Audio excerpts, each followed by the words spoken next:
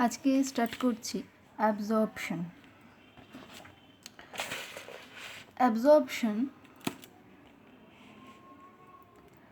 এটা most probably second or third chapter concise biology. Absorption এটা একটা প্রসিডিওর, যে প্রসিডিওরটা প্লান্টসকে হেল্প করছে ওয়াটার আর মিনারেল আপটেক করতে ফ্রম দ্য সয়েল। ফার্স্টে আমরা জানবো সয়েলের প্লান্টের কাছে ওয়াটারের ইম্পর্টেন্সটা কোথায়। প্লান্টকে বেঁচে থাকতে হলে প্লান্টকে তো ওয়াটার লাগবে, এবং ওয়াটার ছাড়া ফটোসিনথেসিস হতে পারবে না, কারণ প্লান্টের মেন প্রসেস হচ্ছে কি, মেন ফিজিওলজিক্যাল অ্যাক্টিভিটিস হচ্ছে প্লান্টের ফটোসিনথেসিস। তো সেই ফটোসিনথেসিস প্রসেসটাকে প্লান্টকে কন্টিনিউ করতে গেলে plants have to uptake water.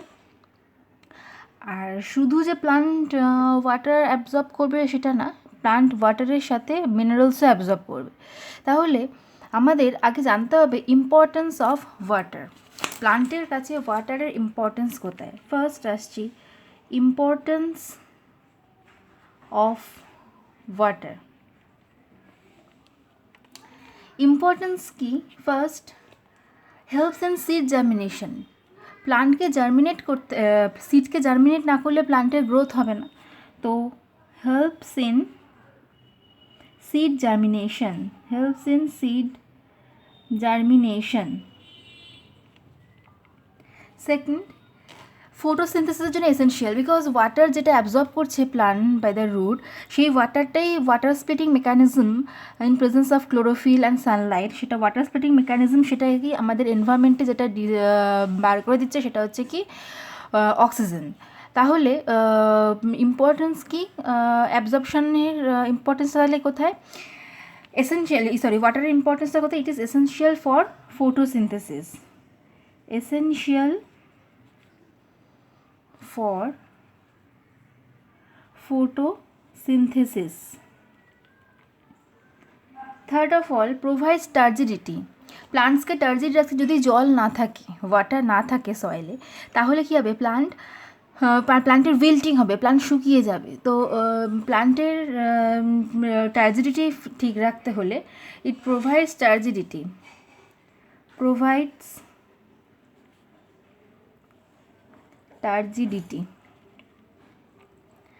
helps in transportation. Fourth is it helps in transportation,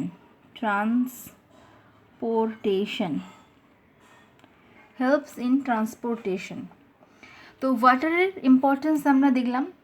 importance of minerals প্লান্টকে কী হেল্প করছে? It mainly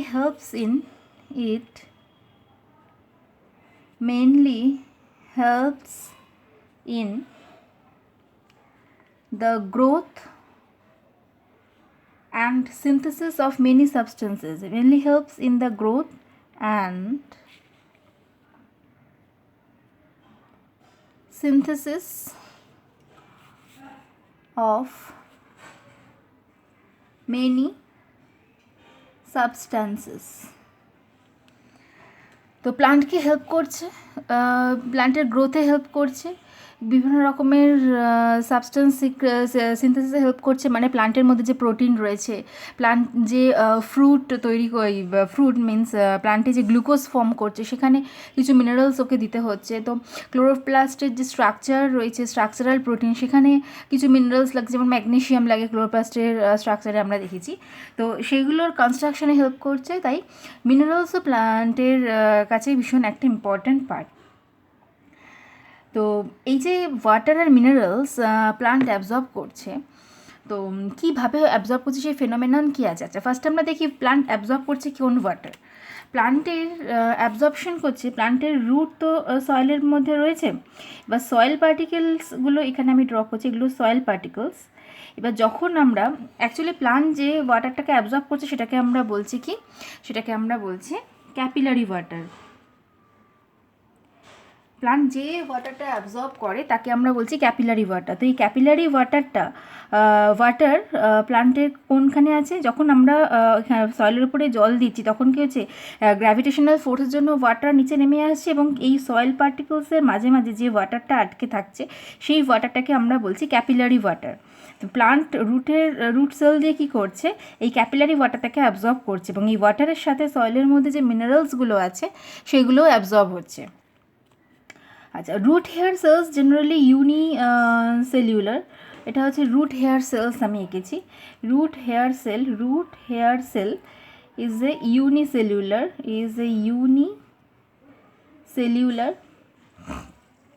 root hair cells is a unicellular. এটা অ্যাবজর্ব করছে। এবার অ্যাবজর্পশন, ফার্স্ট আমরা দেখি absorption of minerals in plants. তো প্লান্টে মিনারেলস অ্যাবজর্পশন হচ্ছে কিভাবে? Mineral absorption,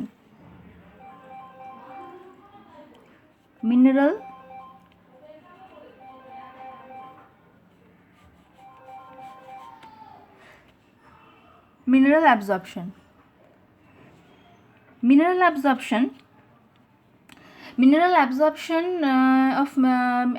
of minerals in plant দুটো প্রসেস রয়েছে, একটা প্যাসিভ মিনারেল অ্যাবজর্পশন, একটা হচ্ছে অ্যাক্টিভ মিনারেল অ্যাবজর্পশন। ফার্স্ট আসছি passive mineral absorption.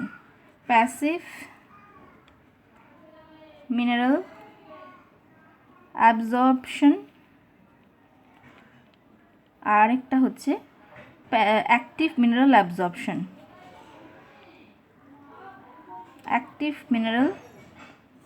Absorption.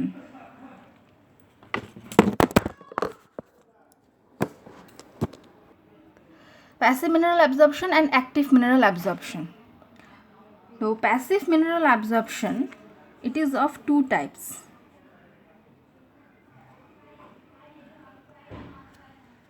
Diffusion or facilitated diffusion.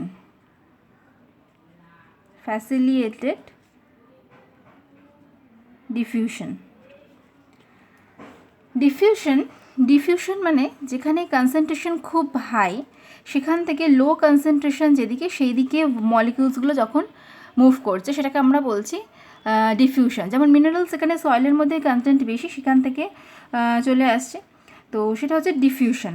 Normal, এটা হচ্ছে যদি আমি লিপিড বাইলেয়ার আঁকি, এটা লিপিডের বাইলেয়ার্স রয়েছে,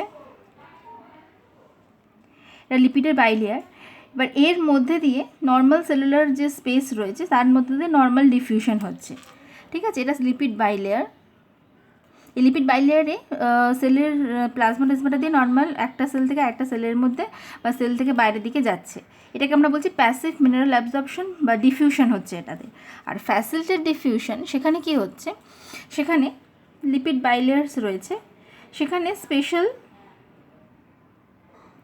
প্রোটিন রয়েছে, সেই প্রোটিন কি করছে, এখান থেকে মলিকিউলস নিচ্ছে, এটা মুভ করছে, ঘুরে এদিকে দিয়ে দিচ্ছে আবার, মানে এখান থেকে ও মিনারেলসটা আপটেক করলো। এটা সেল মেমব্রেনের ইনার সাইড আর এটা সেল মেমব্রেনের আউটার সাইড। তো আউটার সাইড থেকে সেলের বাইরে থেকে সেই মেটেরিয়ালটা নিচ্ছে, নিয়ে এই প্রোটিন, এটা কেরিয়ার প্রোটিন, সে এদিকে ঘুরে যাচ্ছে, ঘুরে আবার এই মিনারেলসটাকে এদিকে দিয়ে দিচ্ছে। তো এ কী করছে, ফ্যাসিলিটেট করছে, মানে এইভাবে ফ্যাসিলিটি দিচ্ছে টু আপটেক দিস মিনারেলস।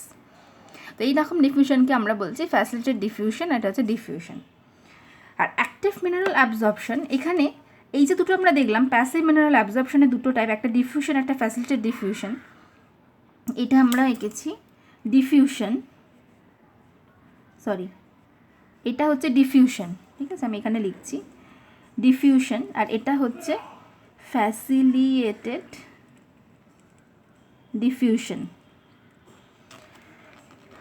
তো এই দুটো হচ্ছে প্যাসিভ মিনারেল অ্যাবজর্পশন। আর অ্যাক্টিভ মিনারেল অ্যাবজর্পশন, এখানে দুটোতেই কিন্তু কোথাও কোনো এনার্জি লাগছে না। আর অ্যাক্টিভ মিনারেল অ্যাবজর্পশন হচ্ছে এমন এক ধরনের অ্যাবজর্পশন যেখানে এটিপি এনার্জি লাগছে, যেই এনার্জিটা হেল্প করছে এই লিপিড বাইলেয়ার, এখানে প্রোটিনস রয়েছে, সেই প্রোটিনস হেল্পস করছে to move the minerals from outside to inner side, and এখানে আর একটা মলিকিউলস হেল্প করছে, দ্যাট ইজ এটিপি। এই এটিপি কি হচ্ছে, এই প্রোটিনসকে হেল্প করছে এই মিনারেল পার্টিকেলসগুলোকে বাইরে থেকে ভেতর দিকে নিয়ে আসছে। তো এনার্জি যেখানে ইনভলভড সেই অ্যাবজর্পশনকে আমরা বলছি active mineral absorption. Next phenomena absorption, এটা আমরা পড়লাম তাহলে মিনারেল অ্যাবজর্পশন। এবার আসছি water absorption. Water absorption, water অ্যাবজর্পশনে প্রসেস হচ্ছে মেনলি ডিফিউশন আর অসমোসিস। Diffusion and osmosis. ডিফিউশনে কী হচ্ছে, যখন হাই কনসেন্ট্রেশন থেকে লো কনসেন্ট্রেশনের দিকে মলিকিউলসগুলো মুভ করছে। অসমোসিসেও কী হচ্ছে, আমরা একটা ডায়াগ্রাম দিয়ে দেখি।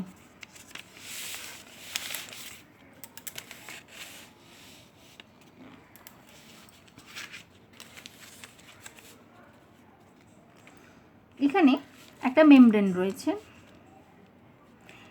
এগুলো হচ্ছে সুগার মলিকিউলস।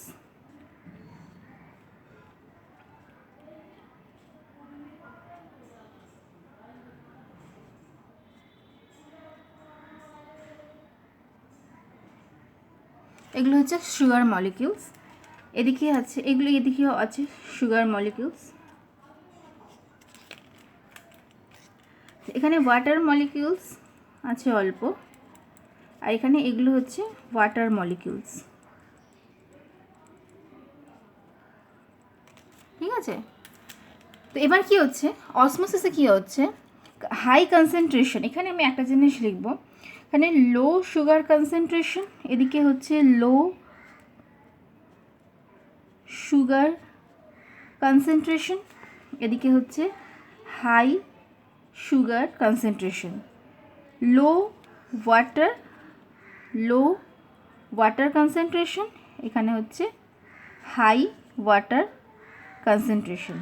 তাহলে যেখানে হাই ওয়াটার কনসেন্ট্রেশন সেই দিক থেকে যেদিকে লো ওয়াটার কনসেন্ট্রেশন সেই দিকে যখন মুভ করছে, তাহলে অসমোসিস প্রসেসটা খুব ভালো করে বোঝো।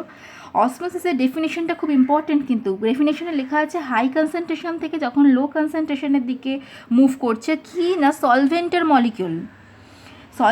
মলিকিউলস যখন হাই কনসেন্ট্রেশন থেকে লো কনসেন্ট্রেশনের দিকে মুভ করছে through the semi permeable membrane, সেইটাকে আমরা বলছি অসমোসিস। ঠিক উল্টোটা থাকে, যেদিকে কনসেন্ট্রেশন সলভেন্টের বেশি সেখানে কিন্তু সলিউটের কনসেন্ট্রেশন কম, মানে সুগার মলিকিউল কম।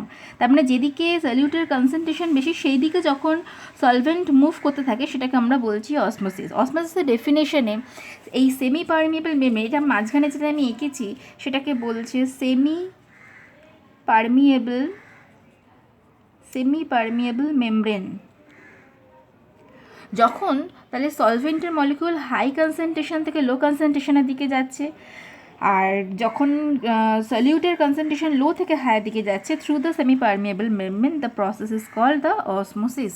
তাহলে ওয়াটার অ্যাবজর্পশন হচ্ছে ডিফিউশন আর অসমোসিস, দুটো প্রসেস দিয়ে, আর মিনারেল অ্যাবজর্পশন হচ্ছে প্যাসিভ আর অ্যাক্টিভ অ্যাবজর্পশন দিয়ে। ঠিক আছে, নেক্সট আসছে টনিসিটি। টনিসিটি মানে আমরা বুঝি the external osmotic environment of a cell. টনিসিটি মানে আমরা বুঝি the external osmotic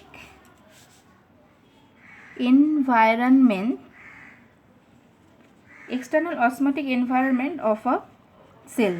তার মানে কি, আমি এখানে তিনটে সলিউশন আছি, এটা হচ্ছে সেলের ভেতরে, এটা সেলের বাইরে, এটা সেলের ভেতরে সেল, এটা হচ্ছে সেলের বাইরে, এখানে এটা সেল,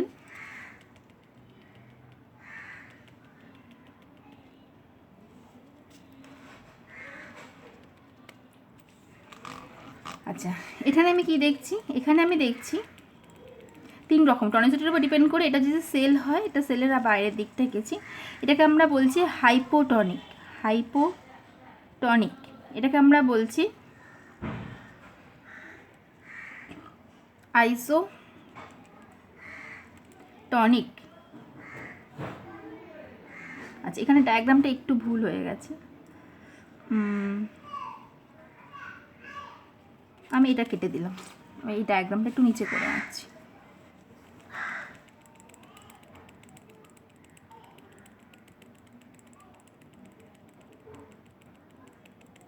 এটা হচ্ছে হাইপারটনিক।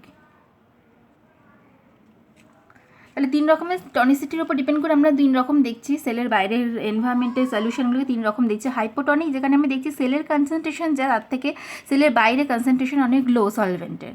হাইপারটনিকে সেলের ভেতরে যা কনসেন্ট্রেশন, তার থেকে সেলের বাইরে কনসেন্ট্রেশন অনেক বেশি।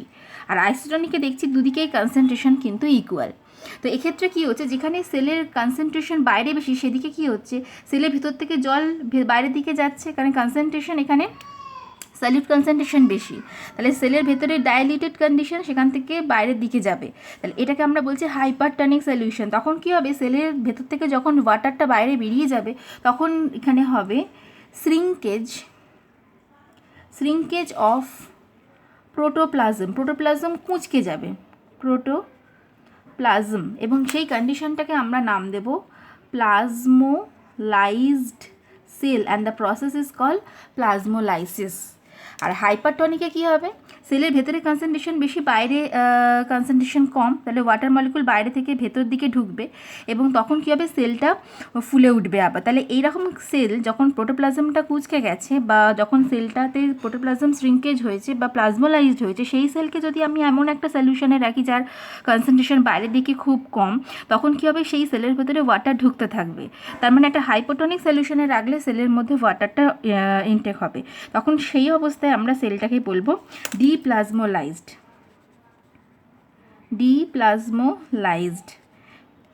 প্লাজমোলাইসিস, আর প্রসেসটাকে আমরা বলবো ডিপ্লাজমোলাইসিস। তাহলে টনিসিটির উপর ডিপেন্ড করে আমরা দেখলাম, এটাকে আমরা বলছি আইসোটনিক সলিউশন। আর আইসোটনিকের দুদিকে যেহেতু ইকুয়াল আছে, তাহলে আর অসমোসিস হবে না। আচ্ছা, অসমোসিস আমি যেটা বললাম, এরকম ওয়াটার মলিকুলের মুভমেন্ট ততক্ষণই চলতে থাকবে যতক্ষণ দুদিকে এদের কনসেন্ট্রেশন সমান না হচ্ছে। যেই মাত্র দুদিকে এদের কনসেন্ট্রেশন ইকুয়াল হয়ে যাবে, তখন কিন্তু ওয়াটারের এই মুভমেন্টটা স্টপ হয়ে যাবে। এটা হচ্ছে অসমোসিসের একটা ক্যারেক্টার।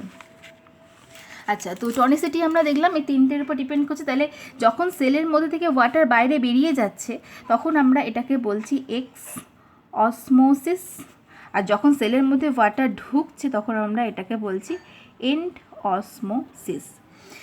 আচ্ছা, চ্যাপ্টারটা ভালো করে পড়ো, আর আমার এই বোঝানোটা একবার সামনে রাখো।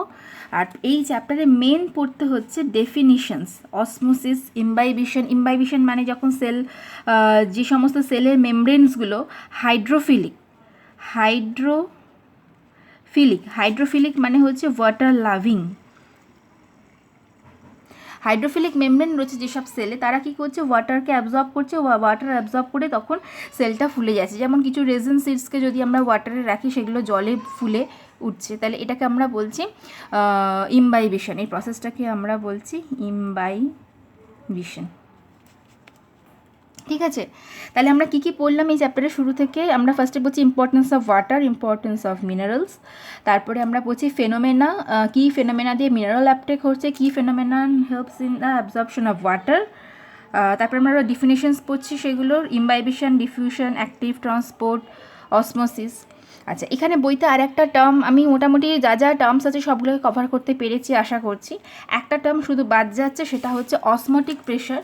অসমোটিক প্রেশার মানে আমি এখানে মানে কী বোঝাতে চাইছি, এই ডায়াগ্রামটাতে আমি বোঝাতে পারবো, যেখানে কনসেন্ট্রেশন বেশি তার অসমোটিক প্রেশার হচ্ছে কম, আর যাদের কনসেন্ট্রেশন লো আছে সেটার অসমোটিক প্রেশার বেশি। তাই জন্য কি আছে, বেশি থেকে যেখানে সলভেন্ট আছে সেখান থেকে ভেতর দিকে, বা যেখানে কনসেন্ট্রেশন কম সেদিকে ওয়াটারে মলিকুল মুভ করছে। তার মানে আমরা একটা জিনিস দেখলাম, অসমোটিক প্রেশার যার বেশি সে ওয়াটার নেবে। এই জিনিসটা মাথায় রাখো, তাহলে ডেফিনেশনটা বুঝতে আর অসুবিধা হবে না। ডিফিউশন অসমোসিসের ক্ষেত্রে এখানে যেখানে কনসেন্ট্রেশন বেশি সেদিকে কিন্তু ওয়াটার ঢুকছে। তার মানে কি, এই সেলের অসমোটিক প্রেশার ইজ লো। আমি এই ডায়াগ্রামেই মেনশন করে দিচ্ছি লো অসমোটিক প্রেশার, তাহলে মনে থাকবে লো অসমোটিক প্রেশার, আর এখানে হচ্ছে হাই অসমোটিক প্রেশার। তাহলে এবার বুঝতে সুবিধা হলো। তাহলে প্রত্যেকটা টার্ম আমার ডায়াগ্রামটা বোঝানোটা সামনে রেখে পড়ো, আর যেখানে অসুবিধা হবে আমাকে জিজ্ঞাসা করো, তখন আমি অনলাইন বুঝিয়ে দিচ্ছি।